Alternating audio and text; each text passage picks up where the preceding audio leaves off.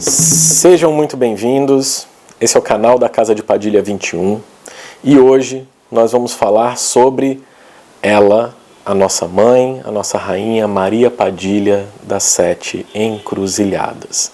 Tá? Eu vou contar um pouco para vocês sobre a história de Maria Padilha, rainha das Sete Encruzilhadas, né? A sua primeira encarnação, como que ela entrou nessa falange, como que foi essa história da encarnação dela antes dela se tornar uma grande rainha do astral e não só rainha do mundo físico, né, de quando ela estava encarnada, certo?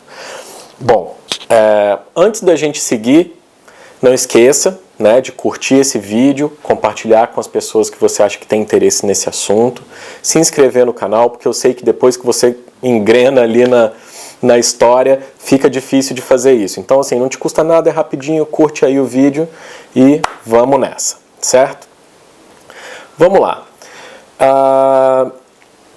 Maria Padilha, né, ela viveu a sua primeira encarnação há muitos e muitos anos atrás, na Espanha, né? E ela foi uma camponesa muito simples, muito pobre, de família que não chegava assim a passar necessidade, mas de uma origem muito simples, né? E o sonho dela sempre foi ter uma vida mais abastada, uma vida mais farta, né? Mais rica. Ela queria se tornar realmente uma rainha, ela queria realmente ter um reinado, ela queria ter um povo que estivesse, né, trabalhando a seu favor e que a enxergasse como uma verdadeira rainha.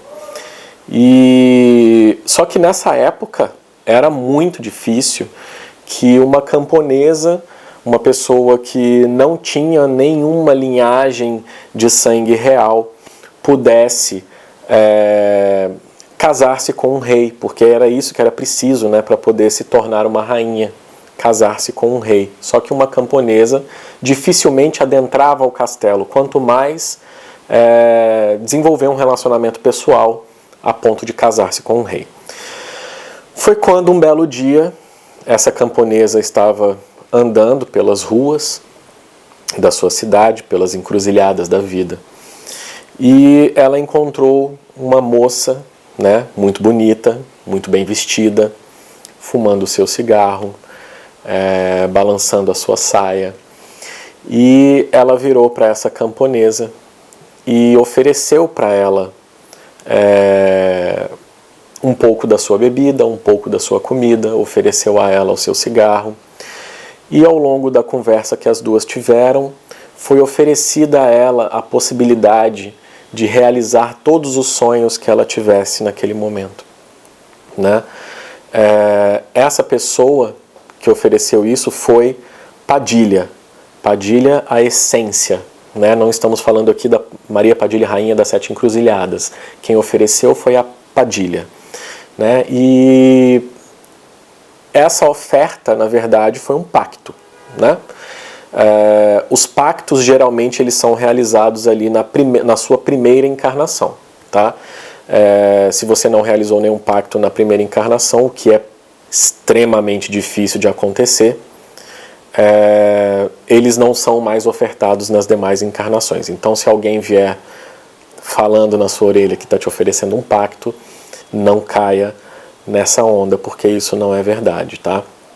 Hoje em dia é muito difícil pessoas que estão chegando ao planeta com essa sua primeira encarnação, né? Porque a transição planetária ainda vai acontecer, ela está acontecendo, mas aqueles que estão encarnando em sua primeira encarnação, eles já têm uma outra mentalidade, estão em um outro patamar e trabalham outras energias, né? Eles não estão mais nessas necessidades que nós tínhamos lá na nossa primeira encarnação.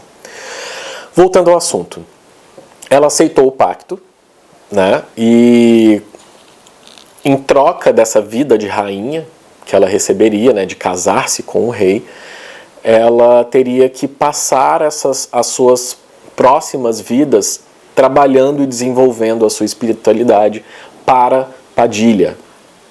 Então ela casou-se com o rei, ela conseguiu essa façanha, né, que foi concedida por Padilha a ela por intermédio do pacto, e tiveram um casamento muito feliz, apesar de não terem filhos, né, não terem constituído filhos e tudo mais. E um belo dia esse rei falece, né, ele morre, deixando a camponesa, né, que então se tornou rainha, a Maria Padilha, nesta época, em sua primeira encarnação, sozinha no comando desse reinado, né? E ela continuou governando, né? Ela continuou liderando o seu povo e tudo mais, só que ela percebeu que, não tendo linhagens sucessoras para o seu reinado, ela não teria para quem deixar o trono e, consequentemente, poderia haver uma grande desordem naquela época. Então ela buscou formas de se associar com outros reinados, com outros reis, para poder unir forças e continuar a sua dinastia, vamos colocar dessa forma, né? Então ela casou-se com um outro rei, né, e eles uniram os dois reinados. E esse outro rei, ele já entrou em seu castelo, foi conhecendo todos os aposentos e tudo mais, e não demorou muito até que ele aplicasse o velho golpe, né? Ele envenenou a comida, né, da rainha, e ela veio a falecer pouco tempo depois de ter casado com esse rei, deixando ele como o grande rei desses dois reinados que foram unidos, né? Maria Padilha acordou lá no mundo astral, né? Passou um tempo sem entender o que tinha acontecido, por que ela tinha sido envenenada e tudo mais. Passou aquele tempo de compreensão, foi acolhida pela Padilha, que ofereceu o pacto a ela, mostrou todas as coisas que tinham acontecido, e então ela foi também acolhida por um rei lá no astral, chamado o Rei das Sete Encruzilhadas, né, que era um Exu. E quando ela encontrou esse Exu e foi acolhida por ele, ela percebeu que ele era aquele seu primeiro marido, né, o rei com quem ela havia se casado primeiramente. E ele concedeu a ela o título de rainha no astral, de rainha das Sete Encruzilhadas, né? E ensinou também a Maria Padilha, que então teve, né, a constituição do seu nome, da sua falange e subfalange de Maria Padilha, rainha das Sete Encruzilhadas. E foi então que eles construíram juntos no astral um novo reinado e começaram a construir a sua egrégora com os seus escravos espirituais, que futuramente foram sendo evoluídos e se tornando novos Exus e novas pombagiras, e assim por diante. Só que, como diz aquele ponto de Maria Padilha, não basta ser rainha, tem que saber governar. E Maria Padilha, quando recebeu o título de Rainha das Sete Encruzilhadas, ela não simplesmente foi empossada desse título, ela já sabia como governar.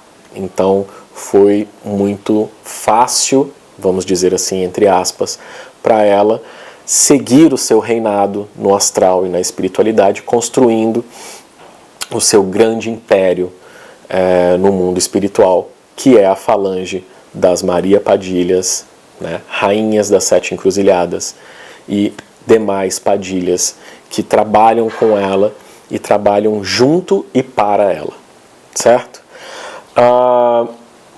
Sobre a história de Maria Padilha, rainha das Sete Encruzilhadas, é isso, né? Se você ainda não curtiu o vídeo, não esquece de curtir e se inscrever no canal. Nos próximos vídeos eu vou falar sobre a essência, né, ou seja, da etimologia do nome de Maria Padilha, rainha das Sete Encruzilhadas, e algumas características dessas pombogiras e posteriormente sobre a relação entre elas e os seus médiums, os seus cavalos, pessoas que trabalham junto com ela. Certo? Fiquem ligados aqui, um axé da Casa de Padilha e que o povo da rua abençoe.